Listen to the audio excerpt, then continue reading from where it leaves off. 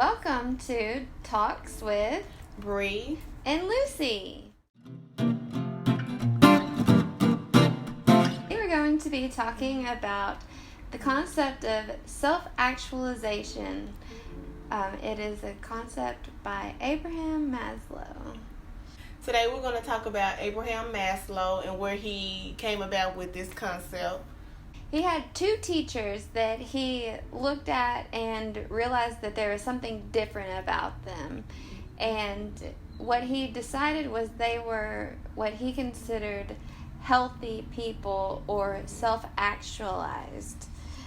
And then he made it his life's work to explain how those kind of people react and act in situations and in different difficulties and confrontations. Yes. So in his study, he selected successful people who he thought were successful, and they were older individuals. And these individuals, he said, were people who were healthy, strong, creative, saintly people, and they were basically people who gave you a different view of mankind. Right. A stronger, like what he said that when he chose those kind of people that way, or he said he decided to choose those people because it shows you what a human can become. And I'm going to kind of elaborate on that. In the world we live in today, there's a lot of tragedies going on, or you see people acting, in negative ways. So it would be beneficial that we see individuals who are healthy and strong and creative and positive all the time, so that we can be influenced to want to be like them. Right. So those were great the people, world. Right. Right. So it's actually people out, there who are living healthy and a positive life. Right. So his quote that we have is, self-actualization means experiencing fully, vividly, selflessly, with full concentration and total absorption, experiencing without self-consciousness. So it's just being in the moment and just understanding that you don't have to be worried about what other people think about you. And we'll get into more of the characteristics of self-actualization in a moment. Yeah. So, he also states the human being is a choosing, deciding, and seeking animal. Making choices and decisions is a matter of wisdom, effectiveness, and efficiency. And that goes, well, if you haven't watched our other videos going over the Carolyn Leaf's book, Switch On Your Brain, that book, the basic idea of that book was that you have a choice. You have a choice. And you can choose to be self-actualized or just the best that you can be. You have that choice in every moment. So to have two people that we've kind of studied and gone over to say you have a choice, that's like the main thing of life. Yeah. You always have a choice. It's all about choices. So. Choose growth. Yeah. Okay, now so we're going to go over the characteristics of what he believed were self-actualized people.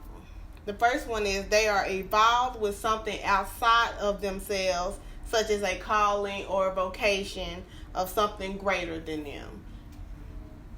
So that's, if a lot of people who are self-actualizing, they feel like they need to make a difference in the world. They go out and do it. They have a calling where they feel like a higher power has told them they need to do something. And usually it's something that is to impact the world for the better. So this person will be selfless, and it's all about how can I help others. Right. The next one is choices. You have two choices in every moment. It's the growth choice or the fear choice, which is also the safe choice. So some people, they might feel that calling, but their fear keeps them from actualizing it. They stay in their comfort zone and they don't want to grow. So then they just stay, they hold themselves back because they're afraid of what might happen.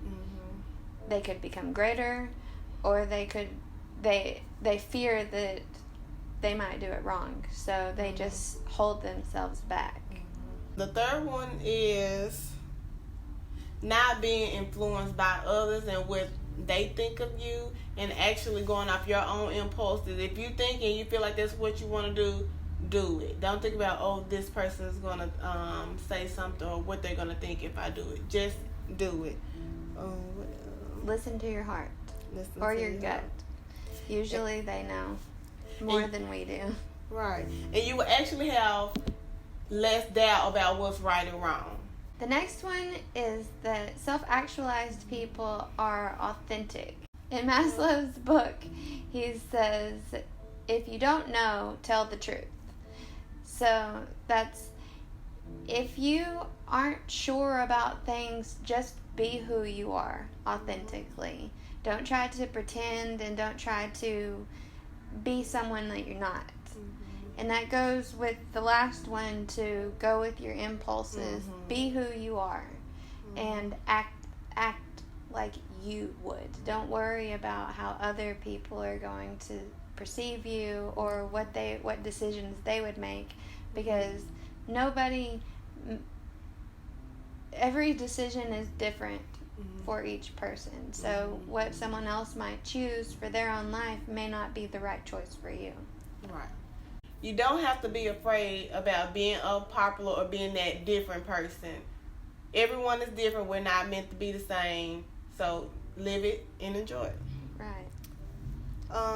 The next thing is self-actualization is a process. That's one of my favorite words, process. Nothing is going to happen overnight. It's not going to go 0 to 100. Everything is a process. So self-actualization is something that you're going to continue throughout your entire life. It's just about, how can I be a better me each and every day? And the process of whatever your calling or vocation might be. So there's never an end to self-actualizing. You are always growing, and that is, growing and self-actualization go together. But self-actualization is growing in a positive way. Become the best you can be. A lot of people, most people who are self-actualized have peak experiences, and peak experiences are explained as, a lot of people call them aha moments, when they have this feeling of understanding the world and just everything becomes clearer, and a lot of people can see the world and as everything and everyone is one. Everything is connected and everything impacts other people, so you can see that how your actions can cause reactions to other people. A lot of times they're explained as spiritual experiences or experiences of ecstasy, where they feel like they're connected to a higher power.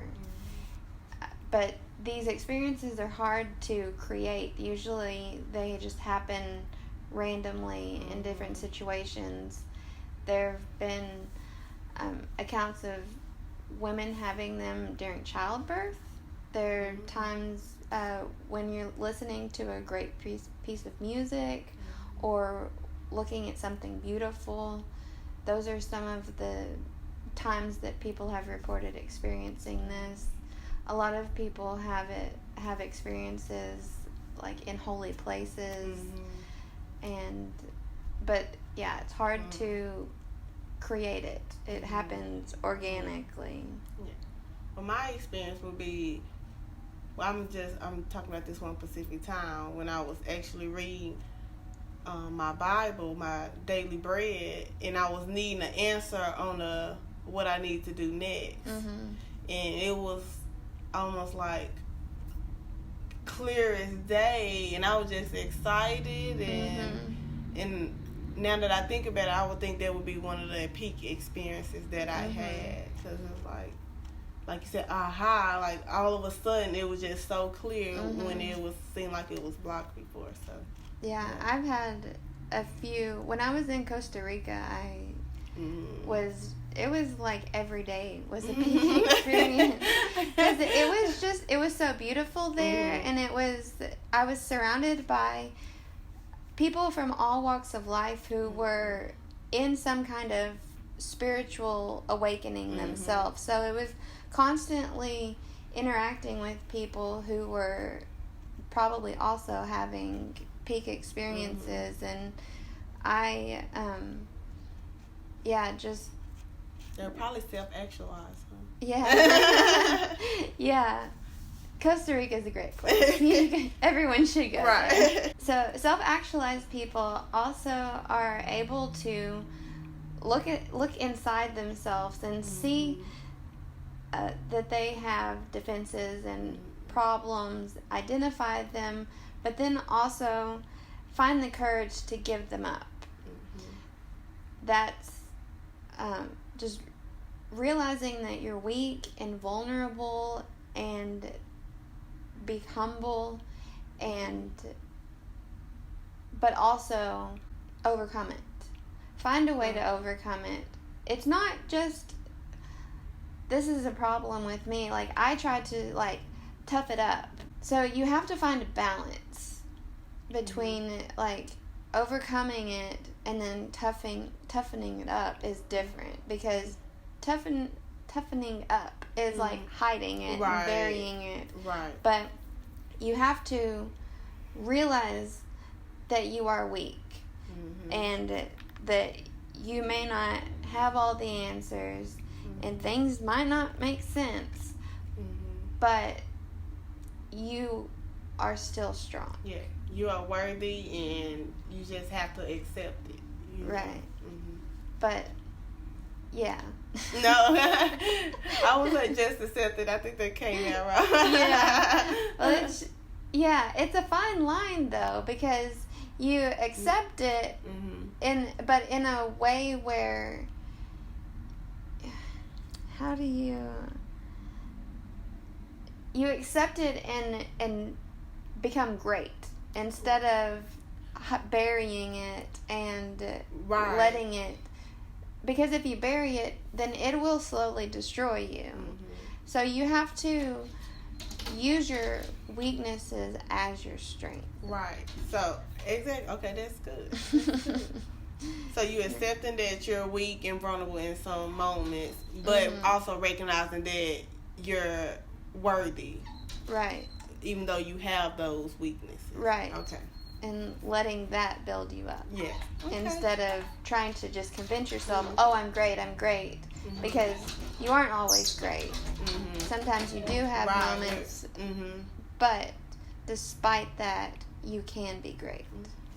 Okay, that's good. Self-actualized people choose health and growth, and also biological success. That was a quote from the book. So the only thing that I'm like, what is biological success? Like, what do you think that means? Like, because I would say biological. I'm gonna go back to Carolyn Leaf's book.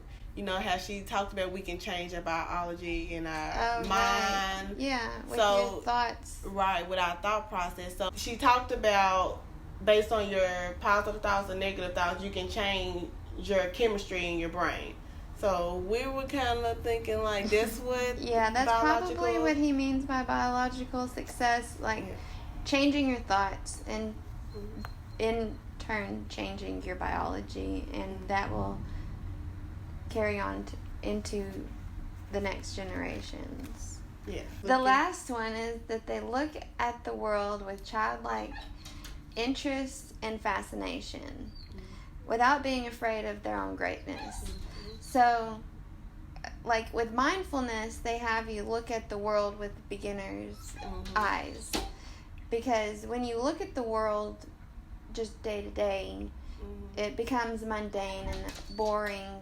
But when you look at it like you're seeing it for the first time, then you're seeing everything beautiful.